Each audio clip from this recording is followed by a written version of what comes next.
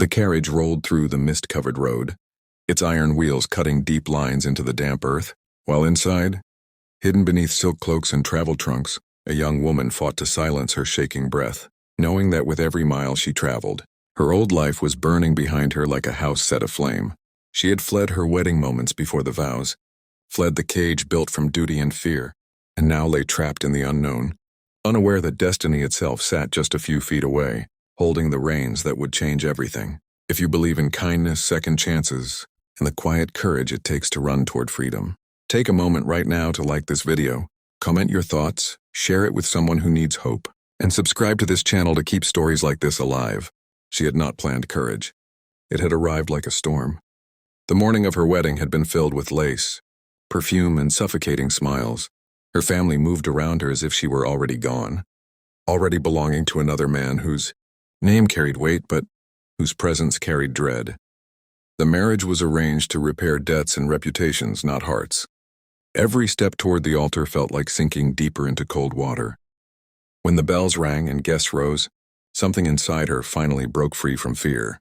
She slipped through a servant's corridor, her wedding shoes abandoned on stone, her breath burning as she ran through the stables. The Duke's carriage stood ready for departure, meant to carry him back to his distant estate after attending the ceremony as a guest. She did not choose him. She chose the darkness beneath the seat, the narrow space that smelled of leather and dust, the desperate hope that movement meant escape. As the carriage lurched forward, terror wrapped around her tighter than any corset ever had. She imagined the outrage behind her, the search parties, the fury of a man denied his prize. Each bump bruised her body, yet her mind refused to rest. She thought of her childhood by the river, of laughter that had once come easily, of the version of herself that had believed life could be gentle. That girl had vanished long ago, replaced by someone who learned to be quiet, obedient, and invisible. But hidden in the carriage, invisibility became survival, and survival felt dangerously close to freedom. Miles passed, marked by the slowing of her heartbeat and the deepening ache in her limbs. The world outside shifted from town to countryside, from cobblestone to mud. She did not know where the Duke was traveling, only that distance was her ally. The carriage finally stopped near dusk. Fresh air rushed in when the door opened, and with it came the heavy silence of discovery.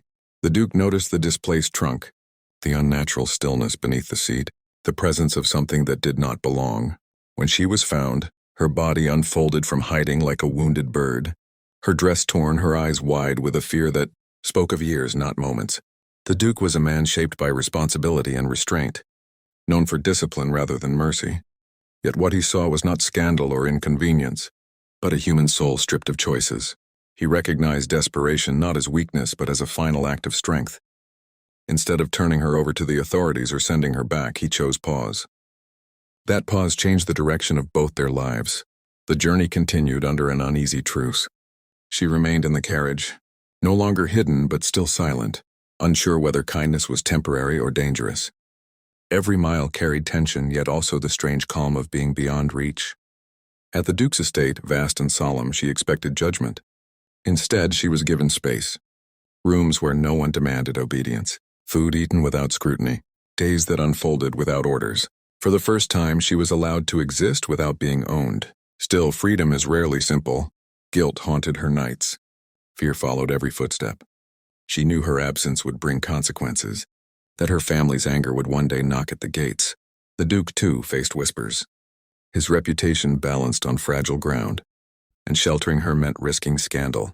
Yet he did not retreat.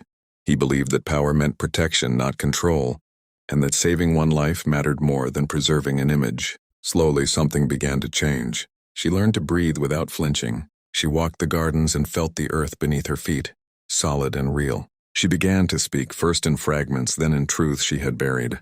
The Duke listened without interruption, without fixing, without claiming. In that listening, she found healing. In her resilience, he found purpose beyond duty. The world, of course, did not forget her. Letters arrived. Accusations followed. Demands were made. The past tried to reclaim her as property, as a mistake to be corrected. But she was no longer alone, and she was no longer silent. Standing before those who sought to drag her back, she chose her own voice. She did not beg. She did not run. She stood, trembling but unbroken, and claimed her right to choose her future. The Duke's support did not come as a rescue but as reinforcement. He did not speak for her. He stood beside her. That distinction mattered. It turned fear into resolve, survival into dignity. In that moment, she understood that escape had only been the beginning. The real journey was learning to live without chains, even invisible ones. Time reshaped everything. The scandal faded. The whispers softened. What remained was a woman who had crossed a line drawn by others and discovered herself on the other side. What remained was a man who learned that strength could be quiet and justice could be personal.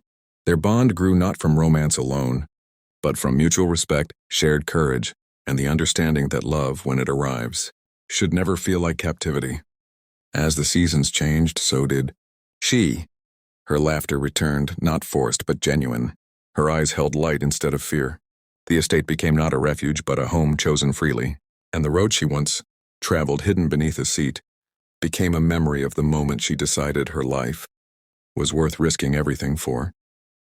If this story touched your heart, if it reminded you that courage can begin and silence and kindness can change the course of a life, please take a moment to like this video, share it with someone who needs hope, and subscribe to the channel so more stories like this can be told. Before this story ends, I ask you to leave a comment below, sharing one word that describes what freedom means to you. In the end, she did not become a runaway bride remembered for scandal. She became a woman remembered for choosing herself. And sometimes that is the bravest love story of all.